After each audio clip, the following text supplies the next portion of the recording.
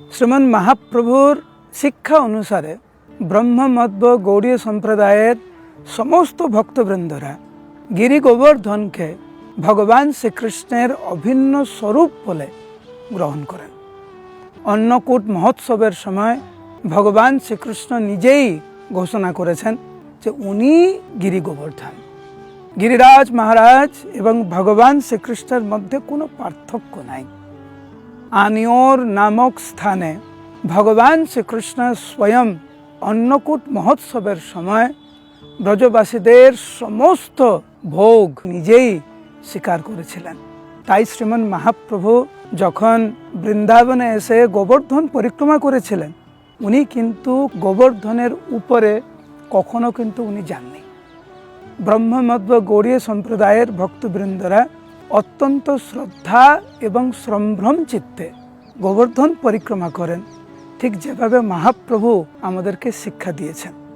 এবং দেখবেন ইস্কনের প্রায় প্রত্যেকটি মন্দিরে এই গোবর্ধন শিলা ভগবানের অভিন্ন স্বরূপ রূপে দেবা পুজো করা হয়। আবার একই সময়ে শ্রীমদ্ ভাগবতে গোবর্ধনকে ভগবানের অন্যতম শ্রেষ্ঠ ভক্ত রূপে, শ্রেষ্ঠ সেবক রূপে বর্ণনা করেছেন সুখদেব গোস্বামী।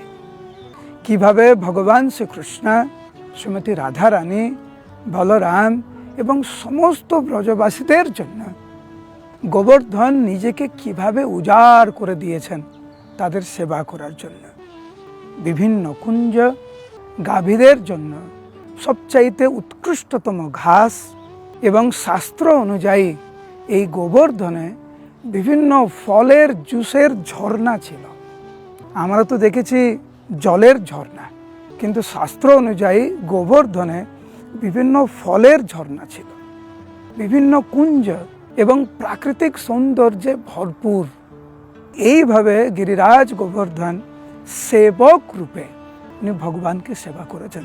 ঠিক যেরকম বলরাম যেরকম সেবক ভগবান রূপে সেব্য ভগবান কৃষ্ণকে সেবা করেছেন, ঠিক সেই রকম গিরিরাজ গোবর্ধন ভগবান শ্রীকৃষ্ণ, শ্রীমতী রাধারানী এবং সমস্ত ব্রজবাসীদেরকে উনি সেবা করেছেন। তো একদিক দিয়ে গিরিরাজ মহারাজ উনি ভগবান শ্রীকৃষ্ণ স্বয়ং, আবার একই সময়ে উনি ভগবানের অন্যতম শ্রেষ্ঠ সেবক। গিরিরাজ মহারাজ কি জয়। হরে কৃষ্ণ।